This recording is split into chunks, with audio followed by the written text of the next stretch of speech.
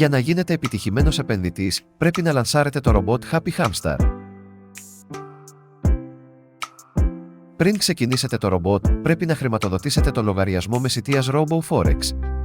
Για να το κάνετε αυτό, πρέπει να συνδεθείτε στον προσωπικό σας λογαριασμό στον ιστότοπο roboforex.com. Στη συνέχεια, επιλέξτε το λογαριασμό που θέλετε να χρηματοδοτήσετε, κάντε κλικ στο κουμπί «Κατάθεση» και επιλέξτε μια βολική μέθοδο κατάθεσης.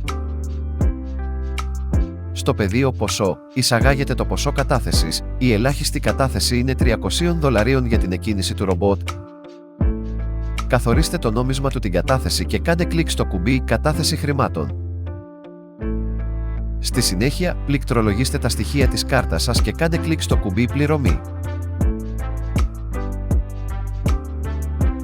Εάν όλες οι πληροφορίες είναι σωστές, ο λογαριασμός σας θα χρηματοδοτηθεί και μπορείτε να εκκινήσετε το ρομπότ για να αρχίσετε να κερδίζετε παθητικό εισόδημα έως και 30% το μήνα.